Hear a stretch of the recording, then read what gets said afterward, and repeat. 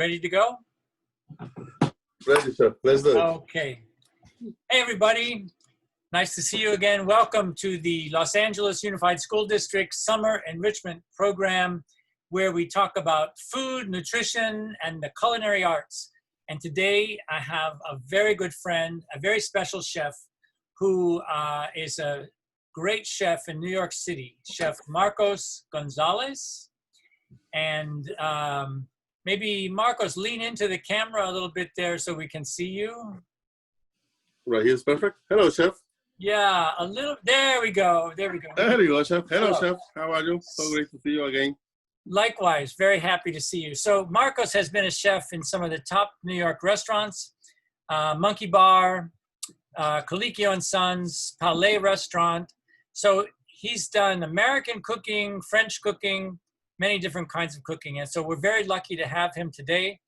And extra lucky because we have his daughter, Maria. Correct. Maria is a right student here. at, there she is. She's a natural. Very natural, chef. Yes, she's a student at Food and Finance High School. Maria, tell us about what is Food and Finance High School? So it's a culinary high school, the only one in New York. It is based on academics and culinary and baking. So say, for example, there's baking and cooking, so you can have two different classes and two different semesters. That's great. So most people wait till after high school, but you got a head start. So in your high school, you study all the regular classes, but also you're studying culinary arts. That's right. That's cool. Well, I've been to the school and it's a fantastic program. The chefs are great. The students are so motivated and they have a beautiful kitchen. So we're really happy to have you both today. And Thank you. What are we going to make today, Chef Marcos? Okay, so we are in New York right now, and New York right now, it's New York cuisine plays a lot into seasonal ingredients. So today to start the program with you, which I appreciate. Thank you very much again for the opportunity to get a little bit to know us, and then to show what we do. We're gonna make a fresh corn and a black bean salad. Something very simple, but also very complete on flavors and ingredients, all fresh. Right now, there is a lot of beautiful and fresh corn in New York. So we're gonna do fresh yellow corn. We have black beans, and you can use this salad to get optional protein on top, which today we're gonna do a little bit of chicken breast, pan roasted on top of that. Oh, I can't wait. It's gonna be great. What do you start with first? Okay, so we're gonna start first with what takes the long. When you are deciding what to cook and your dish, you want to start for what takes the longest, but also what you can start and kind of like let it cook while you do the rest of the ingredients. So we're gonna start by cooking the black beans first. Okay. And that we're gonna go to the stuff a little bit. I have a little bit of mirepoix. Mirepoix is just the basic vegetables that you will use in cooking, which is carrot, celery, and onion. And we're gonna start with that for the beans. This is the basics of cooking for every sauce or stock that you can make in the restaurant. So we're gonna use mirepoix and olive oil for that. Oh, that's a great. Yes, go ahead. Oh, go ahead, Maria. Mirepoix consists of 50% onion, 25% carrot, and 25% celery. That is correct. Great, so, thank you. We are gonna start. Let me take you guys to our kitchen. Let me see if I get it right. For some reason, sometimes we as a chefs forget to know our equipment at home. We spend so much time at the restaurants that sometimes we forget what we have and how it works at home. I have the same problem. I know exactly what you mean. We're spoiled when we work in the restaurant kitchen. Exactly. So I get to know more of my kitchens than my house. But today, I think I work here. So we're going to start our vegetables in here. what the vegetables are gonna do with the beans is that since we're gonna make a salad, we need a little bit of a cooked flavor in there. So that's what we're doing, the mirepoix with the olive oil to start cooking, getting some of the cooked flavor, salad. So we're gonna do that. I have the beans, which have been soaked overnight in water. What it's gonna do is that we're using dry beans, so it starts to rehydrate them, and it takes a little bit of a shorter time to cook, and they're more delicate also for cooking, so they stay more complete. So you just put them in plain water overnight? Just plain water. You gotta make sure that you cover like almost double amount of water, so you give them enough space and liquid to rehydrate again. And if you don't do that one, they will get a little like a dry skin on top, and they're not delicious like that. I see. We're gonna start our cooking part. No, this is very important in the kitchen, whether you're at home or at the restaurant. You gotta make sure you have a dry, clean towel that you can hold. Very important. Get used to that. How about if you have a wet towel? Well, if you get a good wet towel, you can get a burn faster. Heat reacts faster with a wet towel, and it's almost like double burn. I see. So spoon, and usually in the restaurant, when you start working, they will tell you that you need a spoon, fork, or tongs, whatever you're using on the right hand, and a towel on the left hand. Whether you are right or left-handed, it's always the same method. You're using the left hand for holding, and the right hand for stirring or turning things around. Okay, so we get to see a little bit of a heat in here. I do have a little bit of olive oil in there. Makes it like it's a lot, but no, it's good. We need that olive oil to give flavor to the beans. I see there. Yes, go ahead, Maria. Oh, does the proportion always have to be this big, or can it be smaller? No. Okay. So what we're doing here is that we don't need we don't need the vegetables. So you make them bigger so you can take them out faster, and also because they're gonna be cooking for a little time in there, you just want the flavor of the vegetables. You don't want the actual pieces out. So if you are making a puree after this, maybe yes, you can cut them smaller. But usually four sauces, starch, or even these beans, you want them bigger, so you just get the flavor and not the actual piece of beans.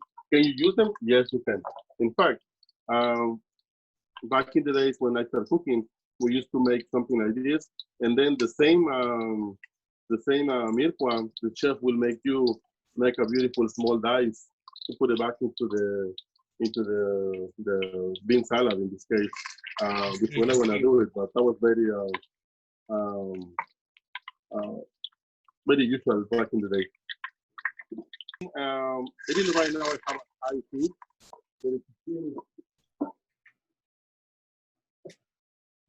has much of color on that. So I'm serving the rest of it. But also sweating will mean on the lower temperature, which we're gonna do later on with the corn. You are cooking with a low temperature with a little bit of oil in this case, or any other pan you're using. That's called sweating? That's called sweating, yeah. With no color? No color. It's no just color. to start getting the juices, the natural juices of the vegetable you are working with. Okay, so you see I see that water. Usually when you make beans, the chefs will tell you to start doing what they call the 3-to-1 rule or 2-to-1 rule. So here we're doing 3-to-1. So that means that is 1 part of beans and 3 parts of water or liquid at this time. So we give them enough liquid to cook properly and grow up and rehydrate properly. I see. And that's something that when you start your career, they will tell you that there is certain things that you do that you don't put seasoning in the beans. The stories say that they react to the salt. So we rather let it cook properly first, and then when they are ready, then we can season it, turn the flame off, and let it sit in the liquid so they absorb on the last process of cooking. They will absorb most of the flavor from the salt and the vegetables as they sit in there and they carry over, that they call. That's a good tip. So we don't salt in the beginning. We don't salt in the beginning. We just let it come to a simmer, to a boil first. It's gonna come to a boil. Hopefully we can get it. And I did cold water to start, which Chef Maria is gonna help us in here to do this part. Okay. Chef Marcos, is there any use for the corn husks? Well, fresh, yes, you can. And there is first there is a couple of things about this, and it's something I just learned. As a chefs, we keep learning every day from other chefs. I got a chance to go to visit a friend in a restaurant in Brooklyn, and we got the corn. And the way it's come in, we just took it out of the bag, and he put it into a big full-size sheet pan, and we put like 14 pieces in there, and then he just put them in the oven like that. And I asked him like, why you don't peel them? And usually at a restaurant we will cut them and then cook. And he said, no, it's gonna cook better because the leaves are gonna help to keep all the juiciness and flavor from there. That makes sense. And actually he did. Once they were done, first the kitchen smells so delicious all day long because of the sit in the oven. There's a beautiful sweet smell coming out the oven, roasty flavor coming out. Wow, it was delicious. And then when I saw the corn, it looks beautiful. All the juices are in there. And then from here, when they get dry, in Mexico, we make the tamales with that, which I'm assuming you can use them also for to make like a little tamal or something with the leaves. The cob, after you cut it, you can also use them.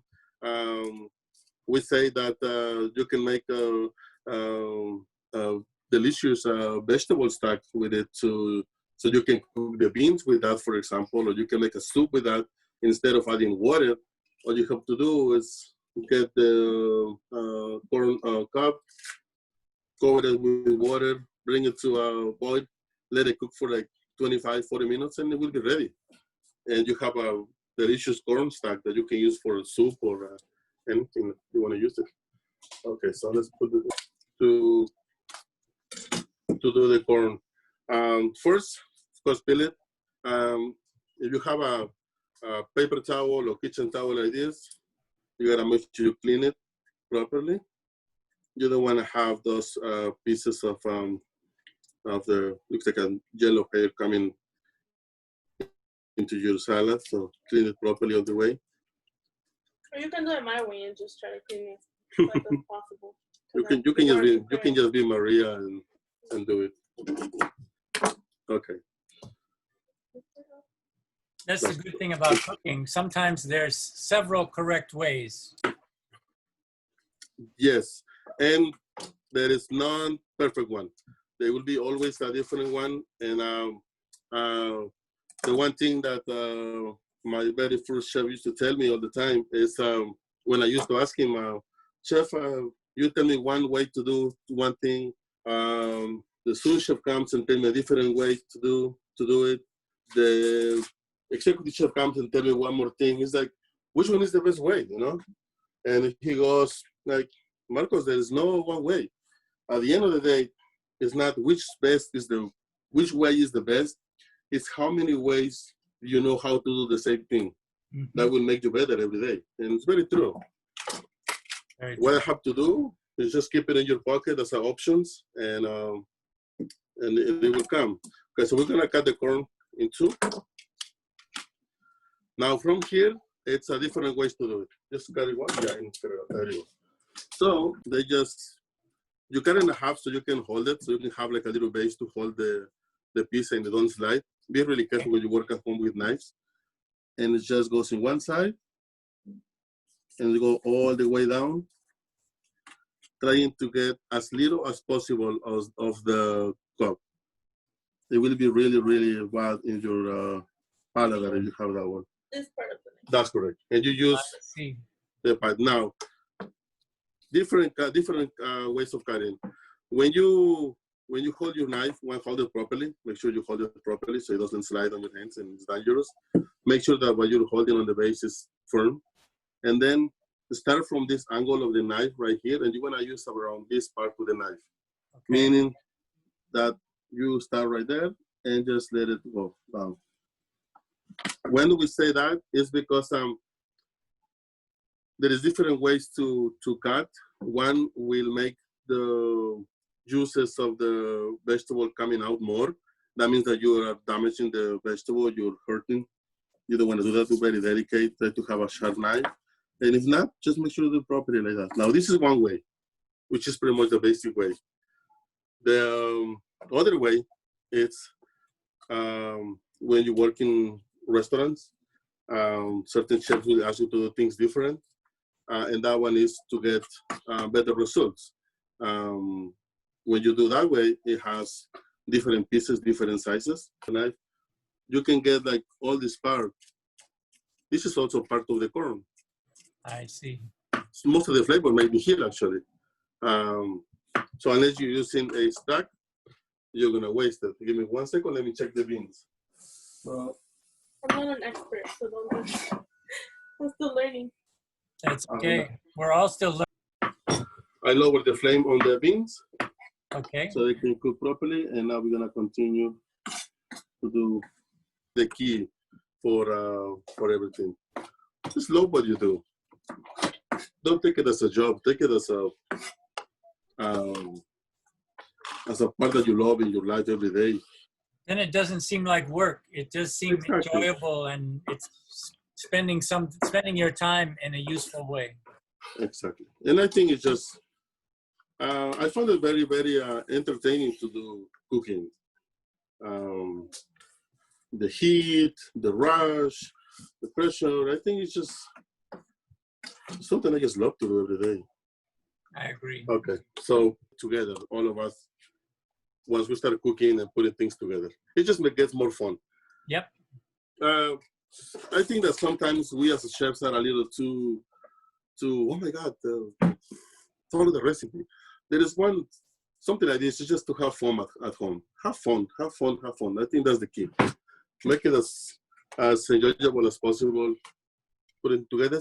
Okay, now we got cherry tomatoes. I'm using part of cherry tomatoes, and I think those are like confetti, they call yellow and red. And those we're gonna cut it in 4. Carefully, just like that. Yeah. We need about 1 cup of those tomatoes, so you can just put them in there. Look like little moves.